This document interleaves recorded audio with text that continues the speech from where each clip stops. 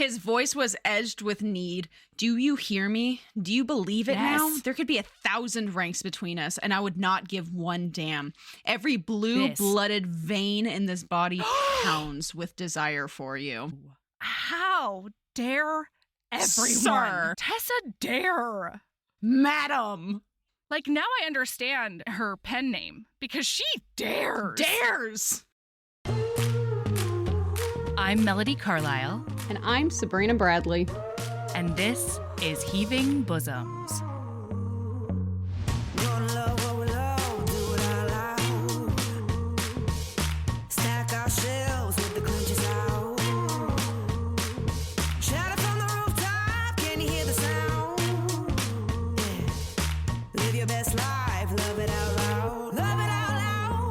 This is the podcast where best friends recap romance novels and other kissing media that makes us swoon, snark, and refills our cups. Whether you've read the book or are coming in blind, we'll lay bare every delicious scene and revel in the tropes and subgenres that make romance amazing. All right, listener, strap in and strap on. Headphones are highly recommended.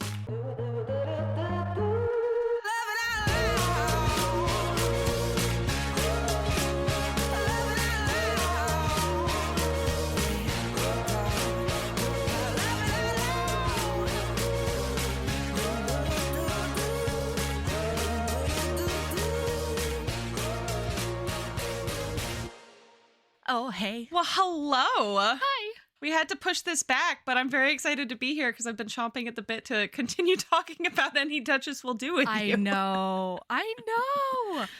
And my house is dead silent. Oh my God. Because that must be amazing. Yeah, it's amazing. It's weird. It's all the things. I'm feeling all of the emotions these days. Because, listener, last night, I dropped my family off at JFK Airport, and then I drove away. Like, it was wonderful, and like they're gonna have so much fun in Taiwan, and it's gonna be so great for 12 days. But also, like, watching them, like, fade into the airport was, like, oh my one God. of the I'm weirdest literally things. getting chills because, like, it's always painful, even when it's not family. Like, whenever friends come fly in and visit me, just watching them, like, walk away and, like, turn around. Like, do you do the thing where either you're walking into the airport or they're walking into the airport and you're just, like, they keep turning back around to wave and you keep waving back and it's like...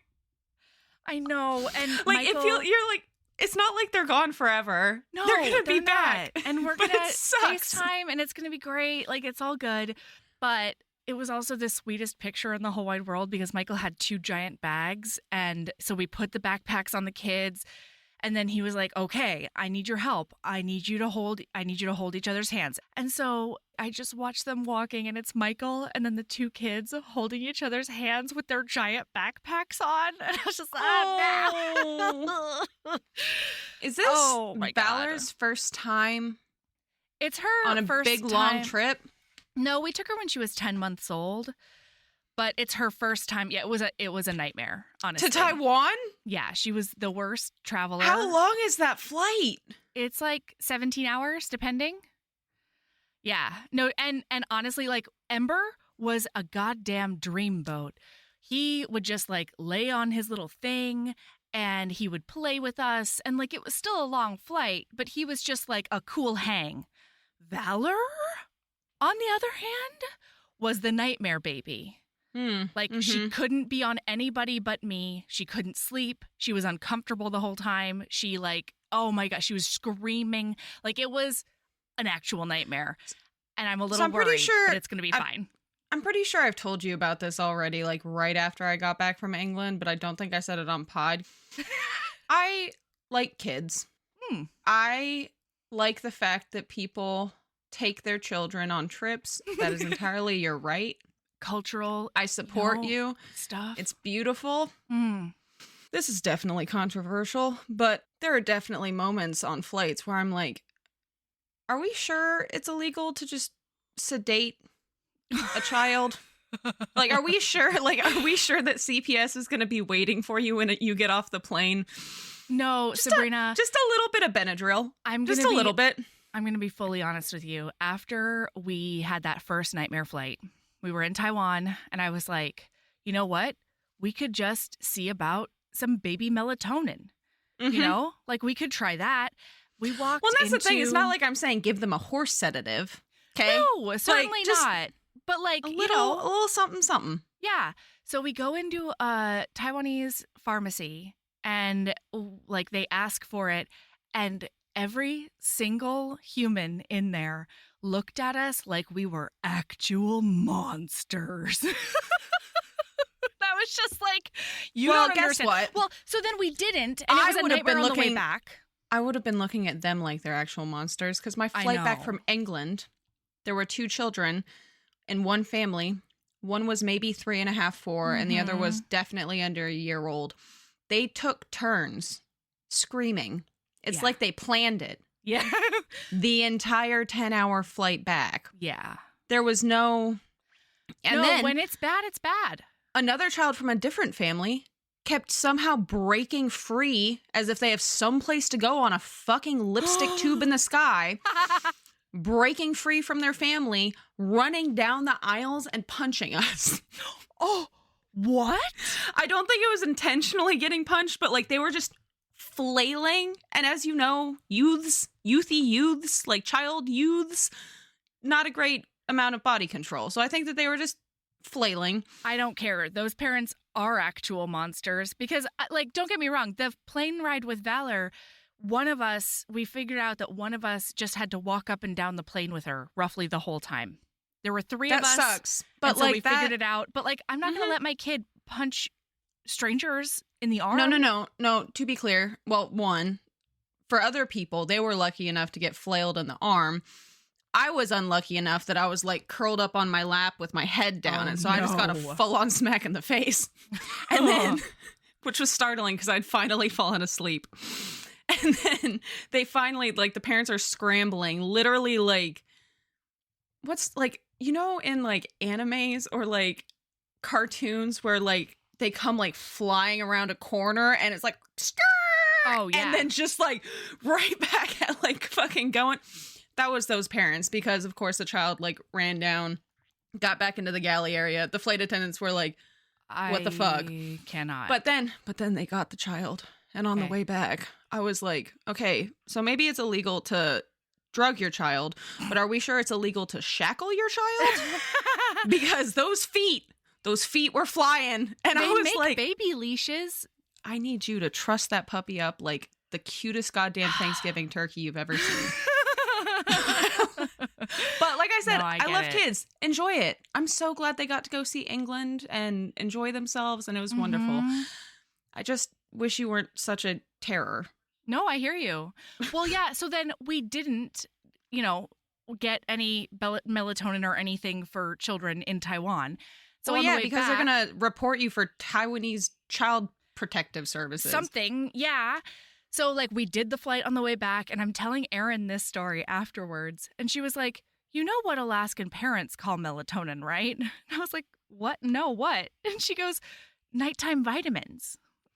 Because, like, in the summer, it never gets dark, And so, like, you put the dark shades on, but then a lot of times kids need something a little bit more to, like, get their sleep patterns normal.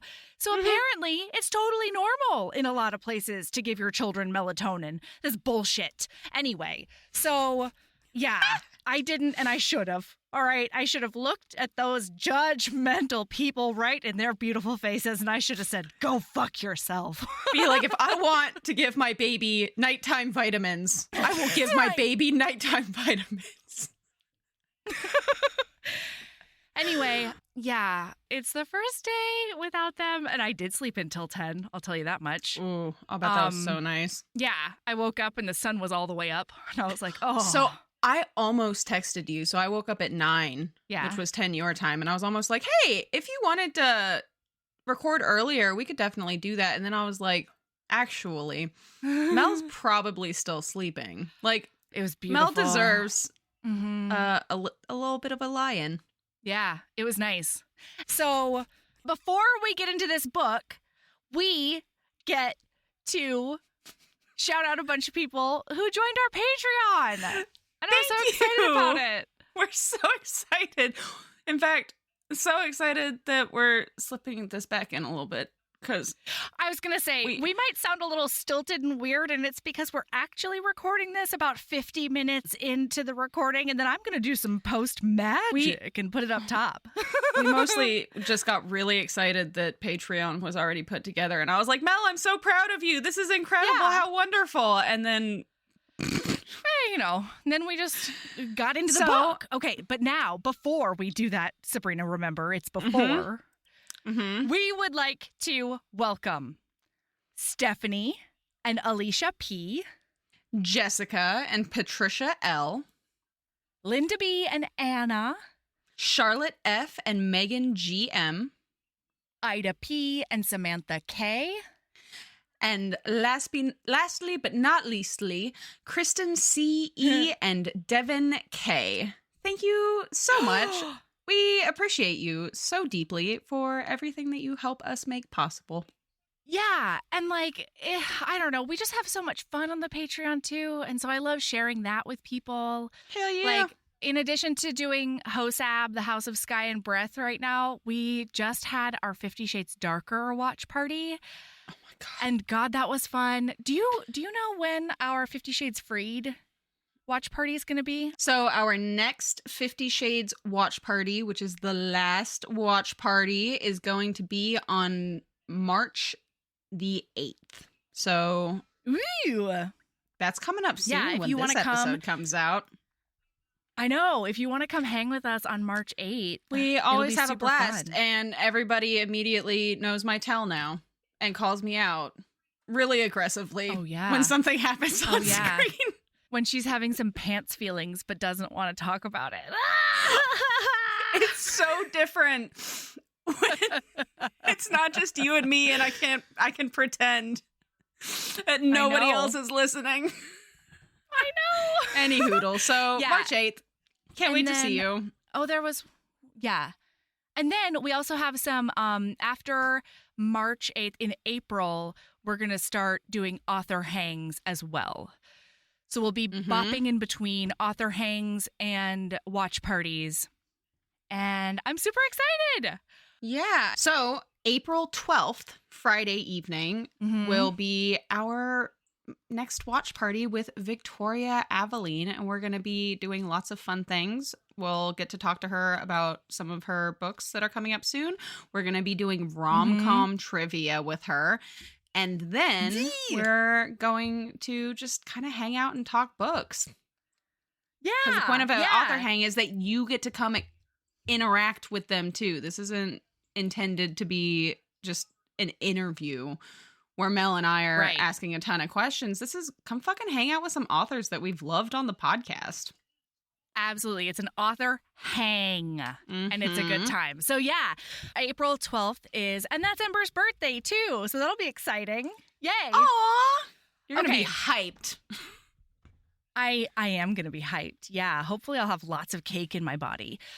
Okay. All right, now so- we're going to scoodle doop and we're going to say, brrr-doo-doo. Now it's time for book. Oh, thank goodness. I did. Oh my goodness. Okay. So wow, I can't stop thinking about this Discord message because I was about to be like, as we're about to get back on track, we've never been on track. We literally, somebody for the episode commentary, and I don't remember who said it, but apparently in the HOSAB episode that went up on Friday, I have no memory of this, but you and I were just bantering back and forth like fucking shotgun, like machine gun fire banter. And then we were about to get started and I was like, wait, hang on. I'm going to derail us before let me derail us a little bit. There were no rails. Well, they were like, you haven't even been railed yet. And I was like, That you're not wrong. no, you're not. And yeah, and now that's all I can think about. That's all I'm going to be able to think about for the rest of Haven't even been railed, everyone. Yeah, haven't. Well, now I've derailed myself again. Let's just get into the book. Oh, I dreamed. I dreamed about Any Duchess Will Do. Incredible. It was bonkers. It made no sense. I'm also pretty sure there were like 18 other historicals showing up in the middle of it. But I was like, I woke up and I was like, I might need to do a Tessa Dare reread, specifically Spindle Cove. Those books are so good. We should do a Patreon episode on A Week to Be Wicked. That's the one, the road trip one. Fucking I Minerva. feel like, honestly, all of them come back. Like, we're seeing the first book, people, and... Yeah, Susanna. And so I think the second book, too, has because showed everybody, up. Spindle Cove ladies stick together. You must. Their female friendships are just... Wow. Wonderful. Okay, Yeah. so when we left we'll definitely off, look into that. there had been a finger bang that was the end of all finger bangs. And then she was like, take me upstairs because this might be my last chance to ever have good sex. And he was like, I would love to, but I can't. I just can't. I can't because I'm a sad boy. I'm a sad, broken boy. Yeah. So then the next morning, when she walks into the fucking dining room, or I'm sorry, dining hall, Ooh. Griff stands for her. Like he would stand for a lady. And then immediately his mama, the Duchess, is like, oh, interesting. You have the day off. I'm leaving. Goodbye. And she looks at Griff and she's like, dude, What you are can't you be doing doing? that shit. This makes it very clear that something's happened. Yeah, like this makes it very clear that something has changed between us. And he looks her dead in the eye and he said, something has changed between us.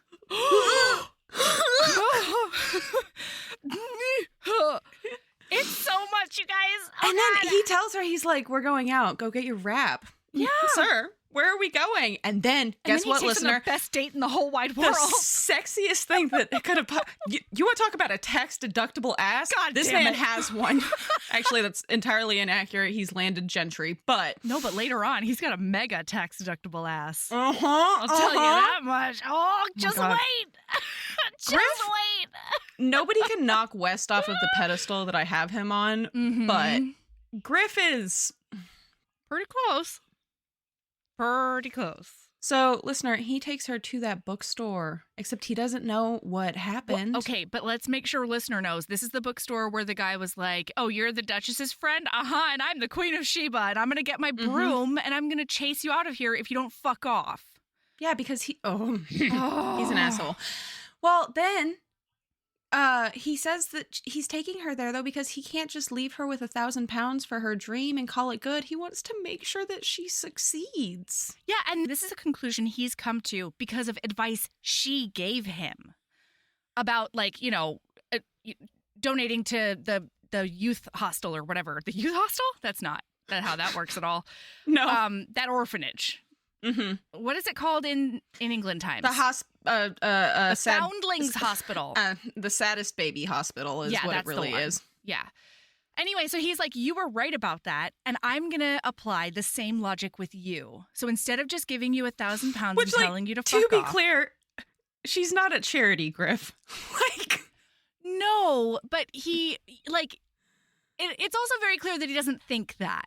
You know what I mean? I know. It just, like, at But first, you're though, right. that's where my brain would go immediately. I'd be like, oh, that charity that you run, I'm your next charitable situation. cause. Yeah, like, what the fuck? No, you're totally right. Yeah. I'm just being very charitable to Griff. I mean, that's fair. To be clear, he doesn't deserve it right now. No, but he doesn't. I support you. Oh, I'm looking back with rose-colored glasses. You know what I mean? I'm looking You back. You are whimsying so fucking hard. You are whimsying like that's the only exercise that you get. It's true. Oh my God, look at me frolic. So, okay. So she is like, wait, that bookstore? Can we go literally anywhere else? And he's like, no, this is the best one. This is where my family has always shopped for Everdom. And she's like, okay, but I really want to go somewhere else. And they talk about it for a minute. And then finally she says, no, you don't understand. I can't go in there. I can't. And he's like, who pretty womaned you? Tell me everything that happened right now. What the fuck, Mel? I didn't. I was not prepared for that comment. Yeah, and so she tells him that this guy treated her like shit, that he was getting off of his shoe. And he's like, he gets this look on his face, and then he's like, don't worry, we're going to take care of this. And this is the point where I'll be your charitable cause, buddy. Let me know. Yeah. So they go in there, and the guy is like falling over himself now to be like, oh, my lord, hello. Well, what can I get for you? My Duke of Wonderful, what? And then the fucking Duke is like, apologize to her, and this dude has the worst apology in the world. First he says he does not remember her. So many people come in here. He definitely remembers her. He remembers that rat child that he wanted to scoot out with a broom. He is sweating fucking bullets right now, trying to claim he doesn't remember her. And then he says he does that non-apology thing. He says like, oh, I'm so sorry if there was anything that happened that made you feel uncomfortable. And then, what's his nuts? Yeah. No, finish. I just have a story for you because I witnessed something happen like this as a youth, and it was one of the most incredible things I've ever seen. Whoa, I'm so excited. Well, yeah, so Sebastian says, do you accept that? And she says, I suppose. And then he's like, all right, get out your pad and paper and let's do some business. Tell me your story. So I grew up in Southern California. My mom was in the horse business, and that is a wealthy people's thing in a lot of places, but especially in Southern California. I was with my friend and her mother.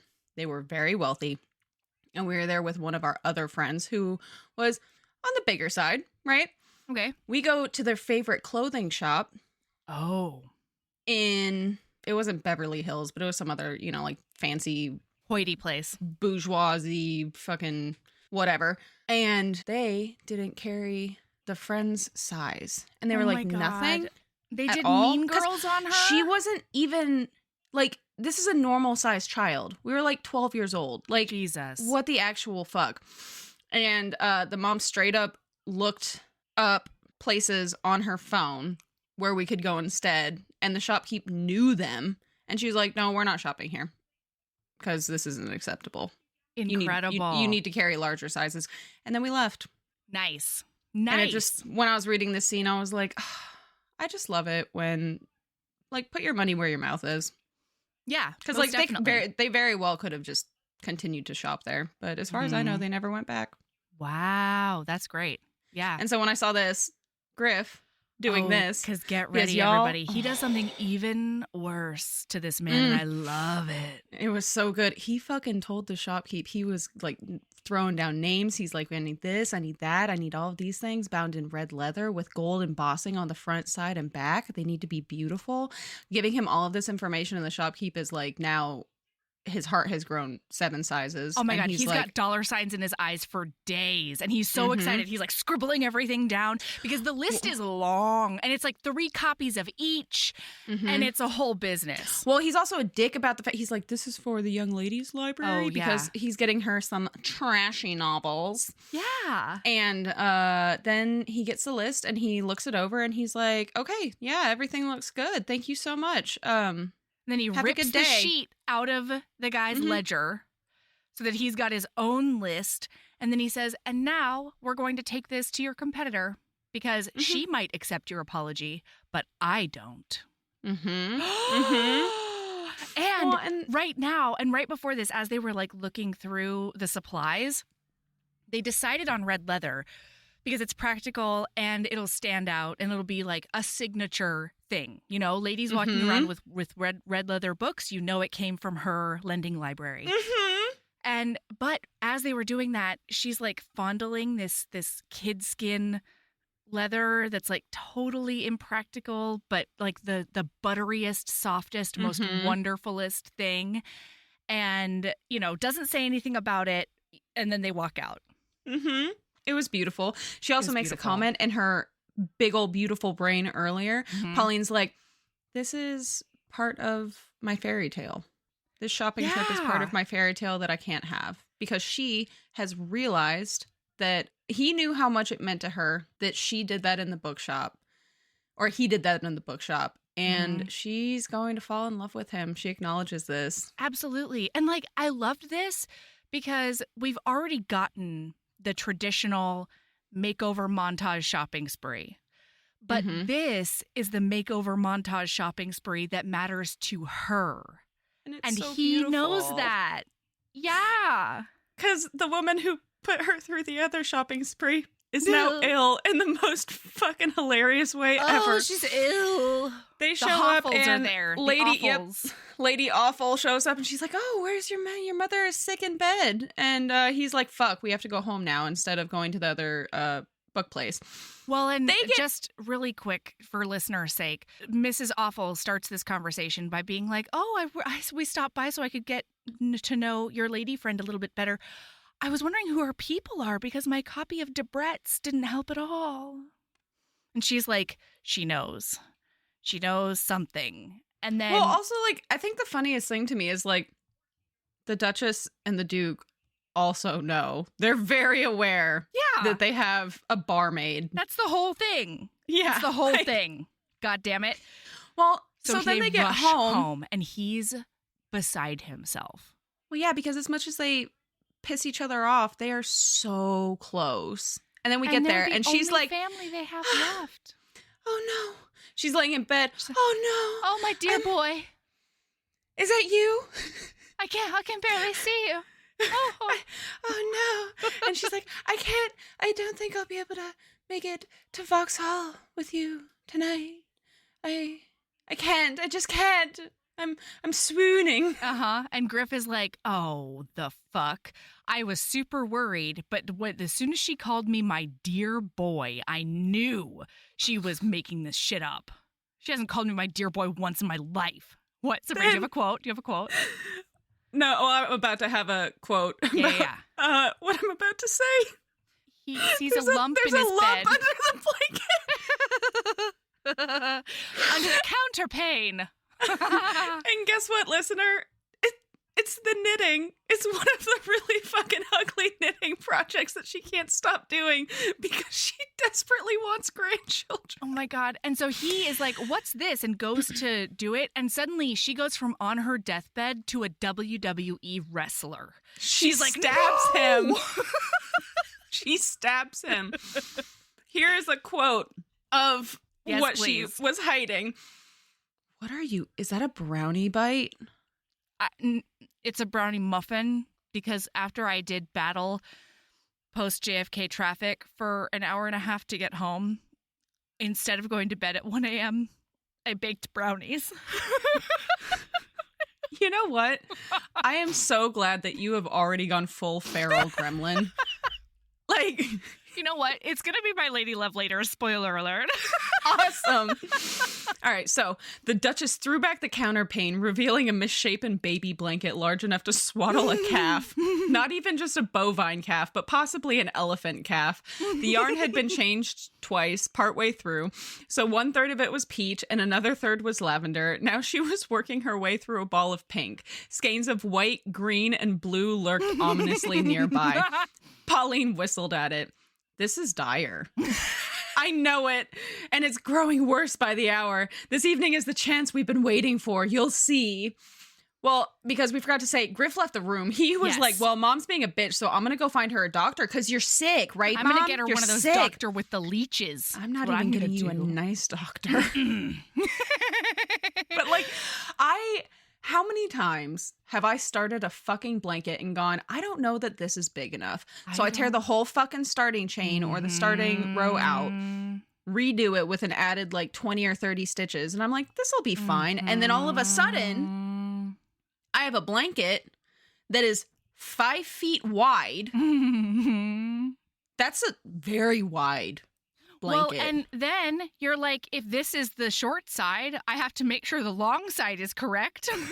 And that's how Mama Chen ends up with a crocheted blanket that feels like a weighted blanket because it's so big. And it's beautiful. I did that. I will send a picture of this. We'll post it on the Instagram. I made a rainbow blanket, my friends. Ooh. This thing...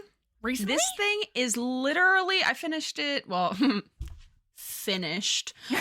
Who's ever finished? Who puts the yarn nobody. ends back in the yarn?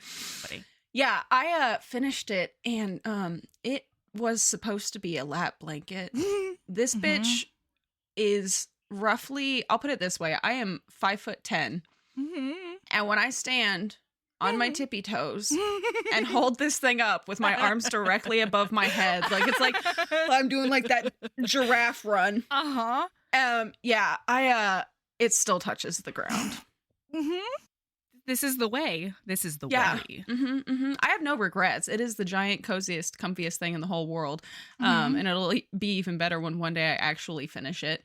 But this is what happens. You end up with an elephant calf blanket. Yeah. And sometimes it ends up being 18 different colors that don't go together. Because you ran out of yarn. Oh my God. And Michael's doesn't have any more of the exact shade you need. Like, God damn it.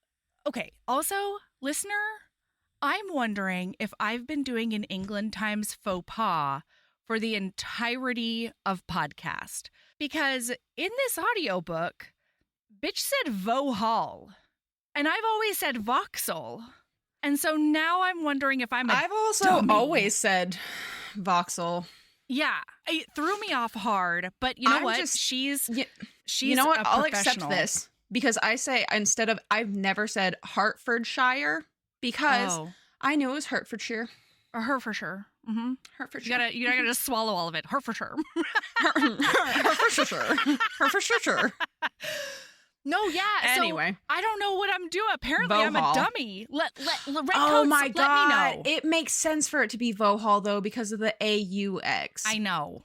When you look at it and use your brain parts, it does make sense. But okay, but that's the French, right? And like a marquis is not how you say it in French, even though it's a French word. So like, who knows what the English are doing? You know what? Fuck the term marquis. I just call them marquies. It's fine. Marquies. They're marquies. Yeah, I like that.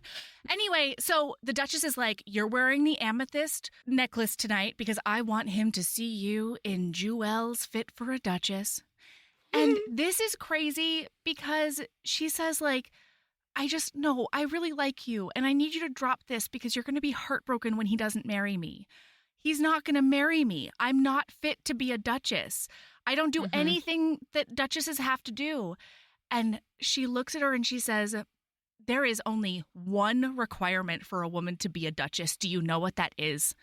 And she says, no. And she says, the woman must marry a duke. And then she's a Duchess. Like, that's it. That's so beautiful. It is so beautiful. This is the historical romance fairy tale of dreams. Okay? Truly. Because the whole premise is this mom is this Duchess, what do you call a Duchess? An old Dowager? One? That's the one. This Dowager Duchess, almost, I think. I don't think she's a Dowager until her son gets married. It doesn't matter. It's England Times bullshit. Yeah, but he became a duke because his father died. So I think you're right. She's the Duchess until he has a new Duchess, and then she becomes the Dowager. But this hopeful Dowager Duchess, the whole premise is she's supposed to be doing a My Fair Lady on Pauline. She just wants a baby to suffocate. Well, yeah, but I'm saying, like, we've gotten to the point where first she was like, I'm going to do a My Fair Lady and I am going to polish this shit until it shines like a pearl. And now she likes Pauline. Like a pearl? Like a pearl. I think that's exactly how that phrase goes, colloquially. Okay. And that is all I have to say about that. That must be a New Jersey thing. All right. No, it seems totally accurate and a perfect imagery situation. Okay. But now she likes Pauline so much that she's like, you are fit to be a Duchess. You as you. Well, and the challenge here is now Pauline's loyalties are divided because she loves the Duchess. She doesn't want to hurt the Duchess, but she also doesn't want to hurt him. And as far as she's concerned, it's going to hurt him if she becomes his Duchess.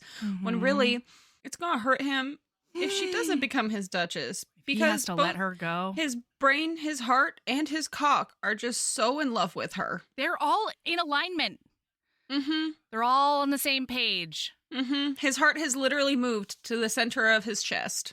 Yeah. So that it is just top to those bottom chakras. in love. Those mind, heart, and cock chakras are all aligned, okay? It's happened. Are people going to get mad at us about that? I don't know. Oh boy. But yeah, so this is I think now it's the though sacral we have chakra is the one in the pelvic region. Or maybe that's I think so because that's the sacrum. Yeah, the sacrum is the Tailbone? tailbone.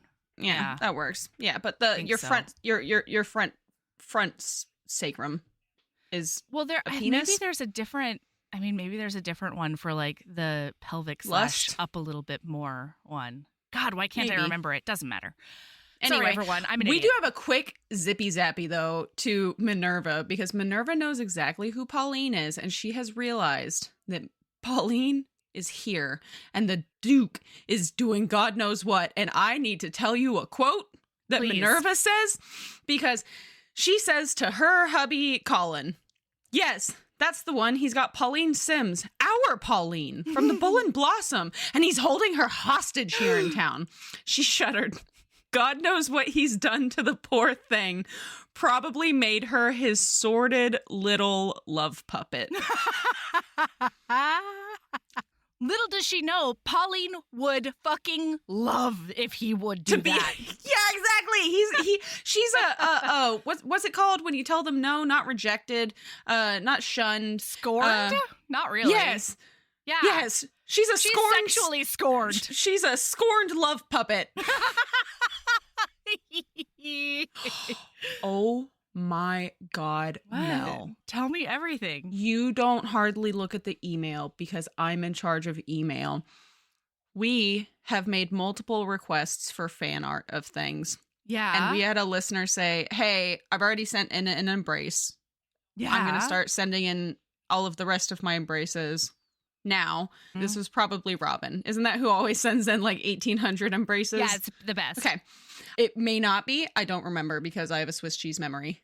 Whomever it is doesn't do fan art, but they did make a bunch of hilarious, beautiful stickers. Like there's Lord Asic.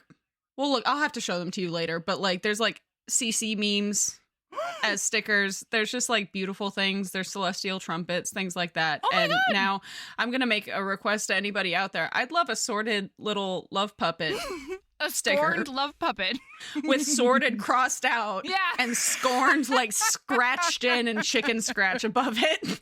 So Oh my God. even though that's something that we could definitely probably make happen. And will the I just puppet- love Will the puppet look like Lamb Chop? No, have I told you that? So you remember how I had never heard of Lamb Chop before? Yeah, and then all the millennials rose up Yeah, well, to make sure you knew. No, not even all of those people. It has been mentioned to me out of context at least once a week since that No. happened. Somebody made a joke about it when we were playing Jackbox at my fucking birthday party. What the fuck? Where did this come from? Have I just been not listening up until It was made a ping in big your deal? brain. Yeah. Now it's doing nothing but pinging. I feel like Lamb Chop takes up more room in my head than West Ravenel, and that's saying a lot. Wow. Wow. But I don't want Lamb Chop to be the Duke of my love. I want West. All right, that's fair. That's fair. Anyway. We'll have to do something to remedy that.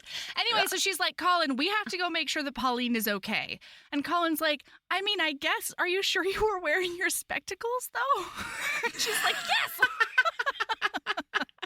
Well, then he says some stuff. Well, so firstly, he is like, well, I'm going to buy you some books because it makes you happy and also because it makes you creative in bed, which like mood, buy your partner romance novels. But it was fucking beautiful because he's like, he says something and he's like, darling, Min, are you truly that concerned because she's crying? And she says, no. Oh, Colin, I'm just so proud. You're using the scientific method. It's so cute. Because, like, to be clear, this is definitely a beauty and the brawn situation with Minerva and Colin. Mm-hmm. So Yeah. then we have skedoodled along. We have zippy zapped back. It's time for And Vohal. Griff. Oh my God. Griff is, Voxel. boy. I don't know. I don't know. You know, it's fine. Both. Voxel. Yep, Yeah. that's it. Yeah, Voxel. Mhm. Voxel. Fucking hate that. I know. That's it now, though. The sacrilege. Voxel. Yep. It's Voxel. It's Voxel. Ooh, But like, so he's realizing I just he found literally. a brownie crumb on my lap. It was between my legs, but it tastes exactly the Well, same.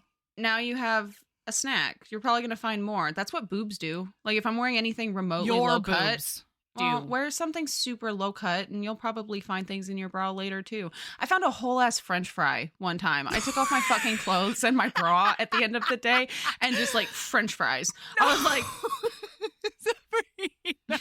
well, didn't even notice they were there. Didn't even notice they were there because guess what? It's big titties are sweaty titties. That's and right. I just those French fries just softened right up. It was I horrifying. mean, little titties are sweaty titties, so Yeah, I can't- and so they just softened up. I had no It's just a idea it was sliding in there, scale. and then I just took off the bra, and they were like, "Hey, friend," and I was like, "I'm not eating that. I'm not eating that is that." not a snack for later, contrary to Well, popular belief. It is not something that I will be taking, but guess what? Griff can't stop thinking about her, and his heart No. is still saying her. I'll take her. He I'll can't even take focus her. at work. He can't do anything. He Like- can't function. It was actually really beautiful the way that like he described it. So you know that like thing that people talk where it's like you put the golf balls in and then you put the Yes. marbles pebbles. in and then you put the pebbles and things like that. He basically says that like all week his meetings with the people he needs to be meeting with, they're like cannonballs in a crate. And thoughts of Pauline, like million Mhm. grains of sand are taking it up, or grains of crystals of sugar might be more appropriate to say because she's sparkly and sugary from the It is first time more that he met her. appropriate. It is. It's so cute. But anyway, so they have to use a boat to get to Vauxhall. Yeah, they do. And she's never been on I'm a so boat. sorry. I can just imagine the people listening right now I'm just so sorry, screaming. Redcoats. I'm not. I'm so sorry. That makes it worse, Mel. No, I say it with the most love. It's all the love. I think it's even worse our that British you brethren. I feel like it's even worse that you live someplace that wasn't that like one of the first colonies or like Oh, one of yeah. the original This is 13? Revolutionary War Central. So this is right really here. just passed down. It's just it makes Yeah. sense. I would Hamilton never- hung out around here. I'm telling you. Hamilton. He did. I'll bet he did. You have so much history up there. Meanwhile, I did not have that in California. No. I mean, I did, but You it wasn't. do, but it's like later. It wasn't like American Revolution history. No, it's like anti-Chinese. Yeah, History, it's fine. you know. Yeah, it's awful. It's also there's also some really pretty missions. You know, Yes. Yeah. Spanish missions. When we took And- over from Yeah. all those people Mhm, who were mhm. indigenous. Yeah. No, Yeah, I let's hear just, that. It's fine. It's fine. We have a very beautiful history in the U.S. of We do. terrible crimes against humanity. Yeah, we hate the indigenous people who are there, Mhm. and then we hate the immigrants who look different from us, who want to like Uh-huh. mine for gold or whatever, build a railroad. I don't know. Fuck them for Anything. coming and trying to find their fortune. Yeah, So they have to use a boat to get to Vauxhall. And the ferryman, okay, I have a question for you, Mel. okay. Is this ferryman the worst fucking ferryman in the world? Because the He lady doesn't- was not even in the boat yet, and he was like shoving off. Yeah, he doesn't know how to keep anything steady. But I appreciate him and his incompetence because it does require a big ol' snuggle for them to stay Oh my god. up on that The boat. snuggle. Mhm. Oh, he's just holding her to his chest. Yeah, Ah. it's so good. But yeah. So they get to Vauxhall, and he is like, he How sort of dare like you. has to fall in with his posse. How dare you be the person to coin Vauxhall and then say it correctly? Vauxhall. I don't know if it's correct. I'm still confused. The internet didn't even help me. It's fine. It's fine. So anyway. It's fine. Everything's fine. So he's like, I knew a lot of guys for a while, but like a lot of those guys decided to be responsible and get married and stuff. Mhm. And so now I'm just sort of like, I'm just like King Degenerate. And now I have to hang out with my posse of degenerates. So it's Declan. Delacour? Declan? Oh, yeah. Yeah, you're right. I was thinking of a different book. Delacour? Delacour or something, whatever. Yeah. And Del asshole is yeah, what that's it the one. is. Mm-hmm. And then a couple of other guys, and then they're mistresses, right? All of them are mistresses? I think so. Well, Okay. and so he to be clear, we've stated this. He has already decided he can't marry her, but he's going to essentially make sure she wants for nothing for the rest of her life. She's already been like, I don't want to be your fucking mistress. And he's like, well, then don't be my mistress. I'm just going to pay for the rest of your life. And honestly, I would not say no to that. Hey, are you just a billionaire? And are you don't even have to be a billionaire. No. If you're a griff and you want to just take care of me and Mel for the rest of our lives, listen, we're not going to say no to that. Patreon.com/heavingbosoms podcast, or do you know how fast I'd be in that RV? Yes. Do you know how fucking fast I'd be in that RV? I would leave my house right now. I'd be like, all right, we can't finish recording. I know. You would be in an RV. We would have a full-time editor. Oh, who knows? Oh, boy. Oh, boy. Listen, if you're a griff out there and you're looking for some really entertaining charitable causes. Are we a charity now? I think that the government's going to have an issue. Actually, the IRS is going to be real pissed when all that money shows up in that Patreon. Oh, God, no. We're not we're not governmentally a charitable cause. We're just like in people's hearts. We could be a charitable cause. Well, so then Delacour he asks to dance with Pauline. And he starts to tell her some stuff about how he and Griff have decided to save each other from marriage. And they made that decision when they were 19. 15 years ago. What a fucking ding dong. And just tearing up those brothels, Of course you don't want to get fucking married when you'd rather be spending literally every spare second at, Spare second. the 88. Since quitting my ADHD meds, Mel. Yeah. The ADHD is so strong. I'm so sorry. No worries. But anyway, she tells him basically, you don't need to worry about that. And Delacour He's says not going to marry me and I'm not going to marry him. Well, and then Delacour says that, Griff's about to disprove that idea. And she's like, what? What are you talking about? And then he comes up and he's like, that'll be enough. He's motoring across that dance floor. And he's like, take I'm it cutting from in here. now. Yeah. Mm-hmm. Meanwhile, she had this plan to accidentally, on purpose, push Delacour into the punch so that she could be a laughingstock and do her job. She's ready to be the biggest goddamn catastrophe that Vauxhall has ever seen. That's the one. And so she's like, wait, you're getting in the way of our master plan. And he's like, you looked upset. You had a look on your face that seemed upset. What did he do to you? Yeah. And she's like, oh my God, I can't believe he noticed. So they dance around and then he decides to take her for a walk. Well, before that, he was like, Delacour upset you. Yeah. I can kill him. Well, let me kill him. Tell me why. I'll kill him. I'll do it. Tell me why he fucking hurt you. Tell me how he hurt you. Yeah. I will murder him and I'll make it. I'm a duke. Yeah, and she's like, he's one of your closest friends from childhood. And he's like, and I'll kill that fucker. You just say the word. Well, and then she starts having another mental landslide with her sister, which I really fucking love that description, mental landslide. Yeah. That's such a good one. I've used that since rereading this book. But they go for a walk and she tells him about how marvelously he acted with Daniela. And then she's like, why are you so gloomy? And he says, don't try to fix me. And then now they're making out against a tree. That's right. And he's picking up those skirts. Oh, she's about to get a fucking traditional Vauxhall finger banging. No, there's also a titty out. The titty's out in Vauxhall. Uh-huh. Yeah. Which, to be clear, from what I know about Vauxhall, this isn't. It happens all the time. Shocking. Yeah. Yeah. This is constantly. you want to talk about a den of inequity? It's Vauxhall. Among those copses of trees. So then he says, how does this happen? He says something like, I don't want someone. I want you. And no, he doesn't say that. No. Oh, yeah. No, he says, I don't want someone. And she tells him that everyone needs someone. And then he's a real dick about it and makes a shitty comment about, well, hard to find somebody when you're choosing a wife from a crowd of lackluster girls. And he says, I don't want to be in another situation where I'm asked to choose in a crowd of lackluster girls. And then she says, I'd be so mad. oh my God, obviously.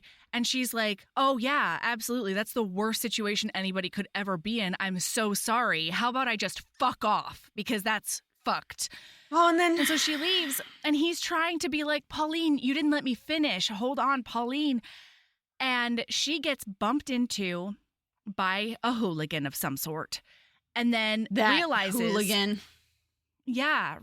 that they ripped off the amethyst necklace and they're booking it like, into the mist. Boy, and you want to talk about being a catastrophe. She is chasing this man down and she's hollering curses. She's like, get back. And she's slipping back into her accent from when she was a barmaid. yeah. She's like, basically like, get back here, you fucking toadstool, you thief in the night, you bastard, you rat bastard, get the fuck back here. And like, everyone's just watching. Brigand. And Griff is running along behind her, apologizing. He's like, sorry. She's not talking to you. This is not you. It's fine. And she ends up getting stopped by twisting her ankle. And she's like, keep going. Get him. And he's like, abso-fucking-lutely not. Well, he gets to her. Tunes. She's crumpled on the ground. And she had like gone around a corner and he couldn't see her. And so all he heard was this blood-curdling scream. And like all of his sphincters clenched and his heart left his body. And he was just like, oh my God, if something happened to her, I won't survive it. So he comes around the corner, sees her crumpled on the ground. And she's like, what are you doing? Yeah. And so she's like, what are you doing? Go after him. Go get him. And he's like, no, absolutely not. What are you talking about? Are you okay? He's checking her over for wounds. And she's like, I just twisted my ankle. Like, it's so dumb. And you're going to hate me forever. And like, she's crying. And she's like, he took the necklace. Ow. And like, I'm going to figure out a way to pay you back. I have literally no idea. Because it's like a 12,000 pound necklace in England times money. And he's like, yeah, don't. I'll be honest. Usually I Google that conversion. I didn't want to know. It caused me too much anxiety at the thought of losing it. Are you looking it up right this fucking second? Mm-hmm. Okay, it's 10,000 pounds, by the way. And I guess this takes place in the at early least. 1800s.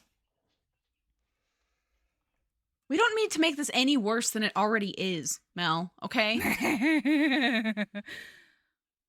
Oh God. 18. What is it? 50s, 13s. I think it's like, where are we? 1820s ish. I don't know. It's England times. Just Google that. England times conversion. Historians are assholes and they won't acknowledge our very impressive term. We're scientists, Mel. But I know. Guess what? This year we're Sherlock Holmeses, which is why you're Googling, even though I hard whimsied because I knew that this was going to be a mind-boggling amount of money. Considering she would be able to live luxuriously on 1,000 pounds for the rest of her life with a little bit of income from the lending library means that this is millions of dollars, isn't it? Oh, no. What is it? What'd you put in? 10,000? Oh my God. Or did you do 12? 10,000 pounds. Nope, I did 10,000 pounds from 1820 to 2024. Before you tell me, I have goosebumps right now at the horror that I'm about to be under.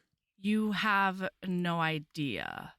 Tell me. And it's going to get even worse because now I'm putting the pounds into American. No, tell me. Okay, in now pounds, it's $1,211,000 $227.58. Holy balls! Is that even possible? Okay, hey, are there necklaces out there? Wait, you keep that up because now I want to know what 1,000 pounds is in nowadays times. I'm gonna look up. Wait, 1,000 pounds is in nowadays times? It's just that divided by 10. Yeah, but I'm too lazy to do the math. So it's like what, $120,000? Mm-hmm. Are there $1 million necklaces? I'm Googling Period $1.25 million necklace. No. Well, the first thing that comes up is man steals semi hauling $1.25 million worth of new Corvettes. Oh my God. Okay, I'm not seeing.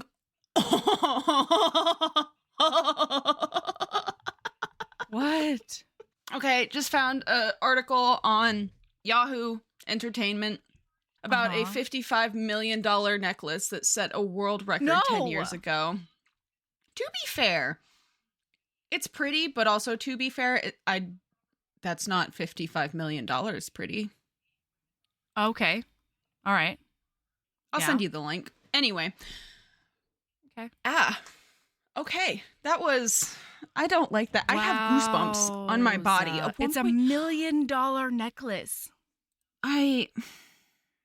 How? That sounds like a crown jewel. Like, how much are the crown jewels worth? Like, what the fuck? Jesus. I feel like I should know how much it's worth. I literally got to see them while I was in England because the coronation had just happened. But like, anyway. I am not okay. I'm not okay either. So let's get back. Yeah. Oh my God. If I lost that necklace, I would just drown myself in the Thames. I'd be like, you can just drop me off. You can just drop me off the edge of a boat somewhere. Thanks. Bye. Oh my God. So, wowza. I'm shaken to the core. And I don't know how to guess finish what? This recap. It's gonna get better from here because he carries her home and he's mad, clearly. He calls a doctor and all of these things. Well, and she starts apologizing and he says that he's mad, but he's like, I'm trying not to direct my madness at you because I'm not mad at you. I'm mad at this situation. You want some Please quotes read the quote. Before? I do. Actually, I have a couple of quotes in a row. I'm just going to cruise through them because it leads to chef's kiss. A big romance. I'm angry, Pauline. I have immense rage for that brigand who dared to touch you. I'm furious that you've been hurt, and I'm angry with you. Yes, for chasing after him, putting yourself at such risk. Do you know what kind of people lurk on those paths and hallways? You believe I'd value a strand of jewels above your life? I know we've had our differences, Sims, but that's low. Oh. You truly think so little of me? I think a great deal of you. Yeah. I happen to think a great deal of you, too. Kind words, but he spoke them so viciously. Jewels can be replaced. So can serving girls. Don't play that game. His brow pressed Pauline. to hers. When I heard you cry out, it was like a saber to the gut. I wanted to die. I could have found you broken or bleeding or worse. Don't tell me I care about polished rocks on a chain. I want to believe you know me better than that. I do. And yet you believe I'd be so upset about a necklace that I'd send you away? You just said that you didn't want me at all. I said no such thing. You ran off before I could finish. I said I didn't need someone because you're not just someone to me. You're remarkable and stubborn and lovely and too damn brave for your own good. His hand fisted in the fabric of her gown. You. I want you. From the moment I stumbled through that tavern door, I wanted you. She pulled a hand to her mouth, stifling her emotion. Don't. He pulled her hand from her mouth. Don't hide. Don't ever run with me again. He kissed her hungrily, desperately. If I asked you to stay with me, I couldn't. Stunned, she went still in his arms. You know I couldn't. I must go home to Daniela. I promised her, and you gave us your word. If I offered you a home, a house in the country with everything you and your sister could ever need, I couldn't be a kept mistress. Not even yours. I'd lose respect for myself and for you. And he says, I can't marry you. And she says, I know. There's no way this can last beyond week's end. And he says, well, know this. I am damned well going to make love to you tonight. Melody! It's on TM. Thank you for reading all of that. I couldn't. I kept highlighting and I was like, There's no know. good place to stop. And like I skipped a lot in those highlights. That's technically 5 separate highlights. Listener, read the book. If you've not read Tessa Dare, you need to go read the book immediately. Oh my God. Wow. Yeah. So it's on TM. It's so on. And they do some sex. Oh. That, like, well, he's going gently too. And she's like, she begs him to fuck her like he wants to, hard and with passion. And he goes feral. He goes for it. He goes for it. Oh my God. Wow. Because she says, I want you. I want you. Whatever that means. That's the way I want. Oh. And then at the end, she cries because this is going to end at the week. And everything about him is perfect to her. And then he just holds her and lets her feel her feelings. And then she asks if he's hurt because of the wound that he got, the saber wound from last episode. And he confesses that he's in desperate pain, but it's not on the outside. It's deep inside. It's on the inside. And because she's been saying up until this point, I know that something is hurting you. I know that you're in pain somehow. And you don't have to talk to me, but I would love it if you would tell someone. Yeah. And so now he's saying, like, no, it's not anything physical. It's something inside. And then she says, do you think I could kiss it better? And he says, I don't think it'll work, but I do vow to lay very still and let you try. Same, buddy. Same. Yeah, we can give it a shot. It's fine. Yeah, we can give it a shot. Also, I just realized how ironic it is that what mug you're drinking out of, considering that's the last thing you have to do today, is work to keep the tiny humans alive. Any tiny humans alive. You just have to keep you alive, and you're not a tiny human. No, I am a full-sized, bountiful human. Bountiful. What I am. I like that. Same. Okay, listen, I had a bit of a body positivity crisis the other day because another thing I'm doing while the kids are in Taiwan, and it just lined up, is a friend of mine and I are going to go to a traditional Korean spa for her birthday. And it's super well known in the area. But because it is, traditional Korean, nudity is required. And required? Required. You are not allowed to bring a bathing suit, period, the end. So I had a bit of a body positivity crisis. And I was like, I can do this. We can do this. We can totally do this.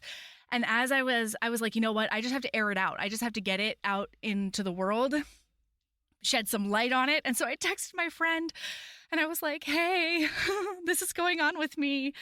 And, we chatted a bit. And then finally I was like, you know what? I think it's going to be liberating. And I think I texted something like, so let's go and let's just wave around our capable, beautiful, bountiful bodies. She was like, yeah. Yes. Let's do it. I can't wait to hear about this. So I'll report back about how it goes. Because I feel like a big old hypocrite. Yeah. No, okay. I feel that way too sometimes. Like when I'm telling somebody like, oh my God, if I'm like giving them a like talking to about like mental health or like body positivity or loving yourself, things like that. Like I'm pretty good at that most of the time, a little bit of the time. Sometimes. And then I'm giving somebody that talk and they're like, oh, is that how you do it? And I'm like, are you asking me to walk the walk instead of just talking the talk? The talk. How dare you? How could you? Speaking of walking the walk and not talking the talk, or talking the talk but not walkie-talkie either way, bullshit. Frankly. Yeah. Griff is walkie-talkieing because he is, so they fuck it out again and it's amazing. Boy. He takes care of it. It's so hot. And then he is like, but this can't last again. And then Griff, he makes some dumb fucking statement. I don't remember exactly what it is about servants. Do you remember what he said? Yeah, I do. What is it? She says, I have to go back to my room. And he's like, no, stay a little bit longer. And she's like, but the servants are going to be up soon and they're going to be like lighting the fires or whatever. And he says, they're servants. Why in the world would we care what they think? And then she like stiffens a bit beside him and he goes, oh, please, can we just rewind, or can you just try very hard to not hear what I just said? Like, can we just forget about the whole thing? Well, and so then and so she she's says, not I discovered. don't want to quarrel. No, but this is important because she says, I don't want to quarrel. I don't want to waste what we have left. And he says, what do we have left? And she says, a week, Griff. No. Well, and then she does get up and leave. And so she's not discovered. And she says, she walks. Well, she asks him permission. She's like, can I go through your joined rooms? And he's like, yeah, I'll walk you back. And she says, no, you rest. It's fine. I can figure out my way back. But then about 35 seconds later, he's like, oh no, like, wait. But it's too late. It's too late because she's in the locked room. And I'm going to trigger warning this for child death. If you don't want to hear about this, infant like death. Also, infant death. Go ahead and skip forward probably a minute or two. We'll keep it short. Turns out, we find out that room has a ton of pictures of unicorns and rainbows and ponies. It's an England Times Lisa Frank room. And that's because what it is. he had a mistress and found out that he was taken care of, and she was pregnant, so he disappeared to go take care of her. Well, so he was pissed when he found out because he didn't want children. She didn't want children. They were both very careful. And so he's like, how the fuck did this happen? She was an opera singer. And so he's like, but I did my duty and I put her into a country cottage and I told her that I would take care of her and the child for the rest of their lives. And then Pauline goes, it's the done thing. Yeah. And then he does, in fact, do that. And then his daughter is born. And wait. I'm so sorry. This was so relatable to me. I'm so sorry. No, go for it. Because he says, I put them up in the cottage and I went out there and it was going to be the last time I saw her. I was just going there to be like, give her some final assurances about my financial support for the rest of her life or whatever. But then, just as he was leaving, she grabbed his hand and he was like, oh, this is weird because like we don't hold hands. But she grabbed his hand and she put it on her stomach and he felt like just this wallop of a kick right into his hand. For the first time in my life, I was falling in love, she finished in her mind, because he wouldn't say it aloud, but the truth was plain. He'd fallen headlong, irretrievably in love with his own child and in love with the idea of fatherhood. The loopy joy of it was written all over his face and frolicking all over the walls of this room. So that was really sad. So then he starts going out there over and over and over, and he's like really interested in the pregnancy and he's excited about the baby. And then the mistress says that she wants to go back to her home country, Austria or something like that. But she doesn't think that her family will accept her with an illegitimate child. Which, like, probably for good reason. Yeah, absolutely. So she's like, will you find a local family to adopt the baby and then I'm going to fuck off? And he says no. And Pauline's like, what? Like, that's not, what? What does that mean? And he says, I decided that I was going to raise my child in my house. And that's when I started constructing this room. So he has this whole plan and he's like, I was going to give her my name and I was going to raise her. And I had all these plans. I had like years of birthday parties planned in my mind and outings and cultural enrichment and all the things. And he says that normally nurseries would be up in the dormer rooms, but he didn't feel comfortable having the baby that far away. And that's why that she's part of like the master suite set of rooms. So the baby is born. It is a girl. He was hoping for a girl because that would make he could make her legitimate without it being an issue because he wouldn't be passing along the line of Duke. Right. Yeah. Yeah. And they named her, well, he doesn't say this, but like he named her, they were together, and she lived all of a week, but then she caught a fever and died.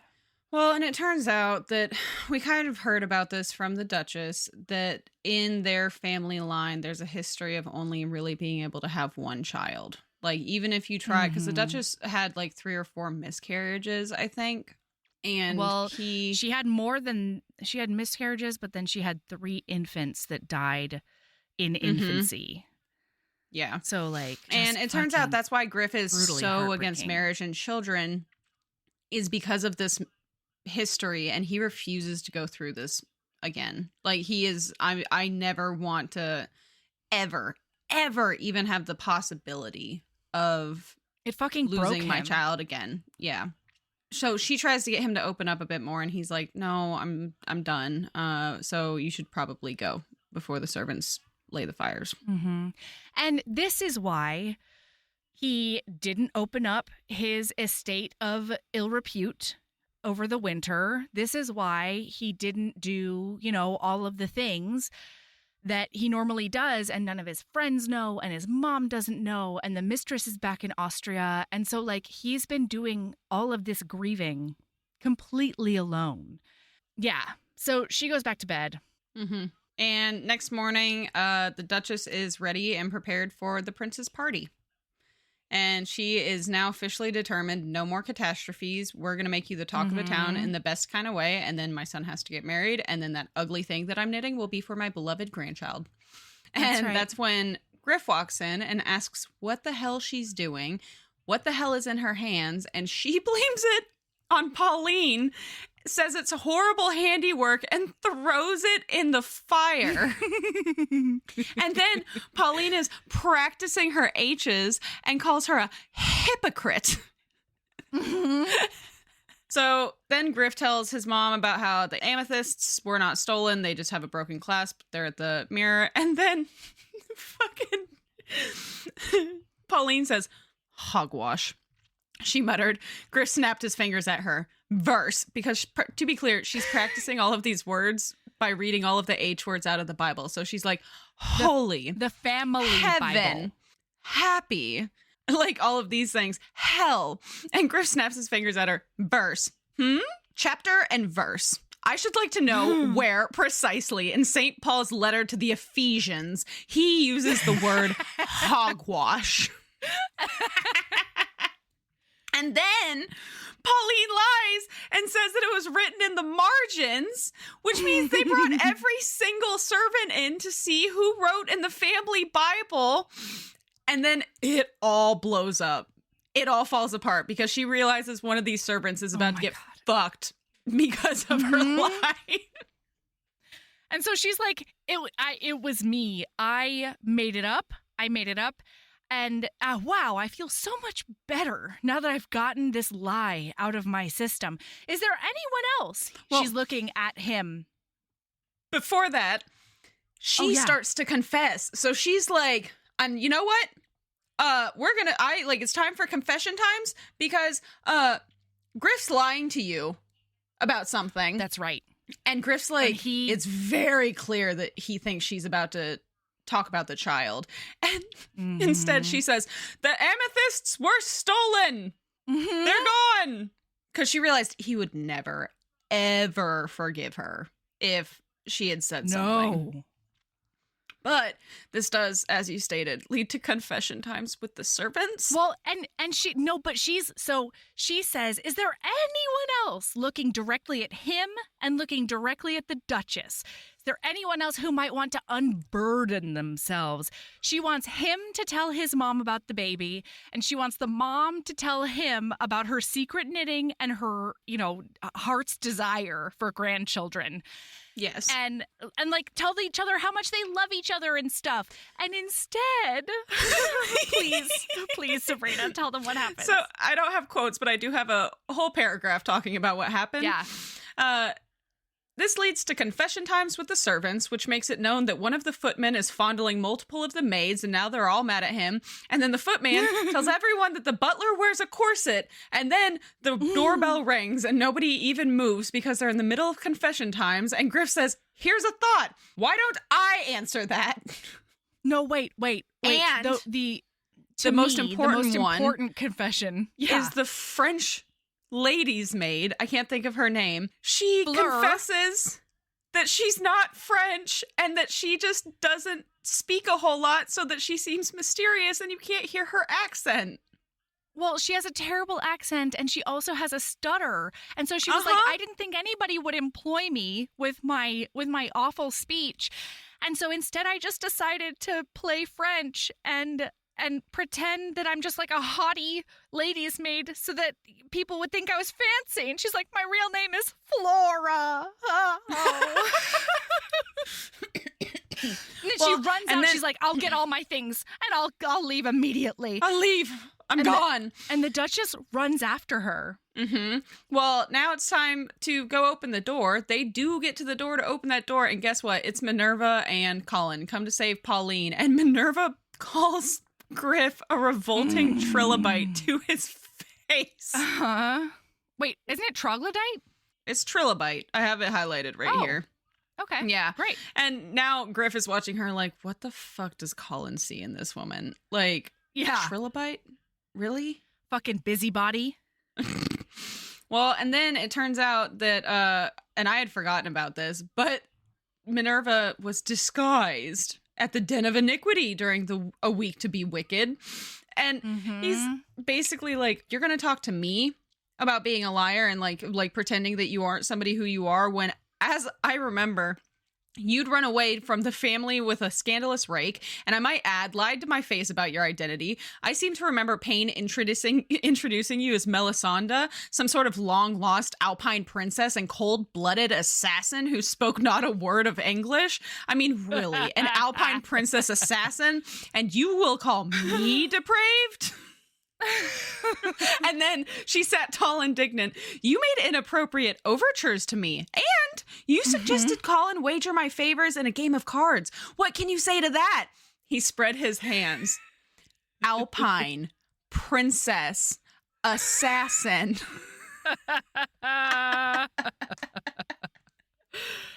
It's just beautiful. I love Minerva. Anyway, by the end of this, they're like, Pauline, you can come with us anytime. If you're in any kind of situation, come with us right now and we will make sure you stay safe. And so he's like, yeah, Pauline, great. If you want to go with them, go with them. And there's like a big pause. And in his inner monologue, he's thinking, oh my God, is she actually considering leaving? And then she says, no, my lady, it's fine. I'm going to stay here. I'm not being mistreated at all, blah, blah, blah, blah, blah. And then they leave. And then afterwards, he looks at her and he's like, what was that? What was all this, my lady, my lord, and like, eyes at the ground and being all submissive and stuff? Like, where's the Pauline I know? And she was like, well, I couldn't really tell them exactly what was going on without a lot of explanation. And also, like, it would do us well to remember who the fuck we are, because there are 33 ranks of precedence or something between a duke and a serving girl. And the rest of the world is going to remind us of that at any and every moment. Every single time that we're seen together. Or either of us are seen. And he says, I never forget who you are. And who I am. Guess what, friends? We get some England times role play sex. What? We get some demonstrative role play. Oh boy. So he tells her that she's right. They should remember their places. And then he tells her to clear the desk after locking the door. And so she carefully moves the inkwell and then pushes everything else onto the floor like a cat. Just ping, ping, ping. Goodbye. So he gets her up on the desk and like pulls her feet onto his thighs and is like slowly pushing her dress up. And then he goes down on her. And it was incredible. And it's never happened to her before. Well, of course it fucking hasn't, because every person that she's ever dicked it down with has been only giving a shit about their own pleasure. Yeah. And I loved this because she's like, oh, nobody's ever. And then he says something to the effect of, if you're trying to dissuade me, that's not the way. And then like gets in there. Oh, do you have the quote? Griff, wait. No one's. She licked her lips nervous. Oh, no, you literally said the quote word for word. I did it? Yeah. Well, so if you hope to dissuade me, that was the wrong thing to say. That's exactly what just came out of your mouth. I'm impressed. I do have another quote, though, that comes after that. Because when she comes, gives her his hand to bite down on. Yeah. Okay. Yes, sir. And then after that, he says to her, did you enjoy that? Yes, she managed. There were no words, save that one. Yes, yes, yes. Do you believe that I worship every inch of this lithe, detectable body? Do you understand that I would take a saber to the kidneys before letting you come to harm? She nodded, breathless. Good. Because now I'm going to teach you a lesson. And he bends her over that desk. Sir. He tells her to hang on. And then he tells her, manners, remember whom you are addressing, and gives her a smack on the rump. And she says, please, your grace. And then she says, tub your humble servant, I beg of you. And he says, that's better. What the hell? And then she says, harder if it would please your grace. And he says, oh, it pleases me. And then he just sloops her up by the hips. Oh, yeah. And just pounds her into oblivion. Griff. He's literally holding her feet off the ground by her hips. Yes. And then while he's doing this, he tells her. Yes. He says, I'm the Duke of Halford, he said, plunging deep. She shut her eyes, trying not to cry. It was all too much. The emotion, the pleasure, the hopelessness. I'm the Marquess of Westmore. Thrust. I'm also the Earl of Ridingham.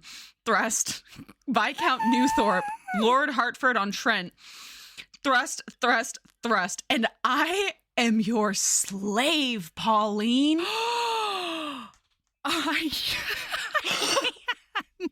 I had to sit back. I have full body chills right now. Yes.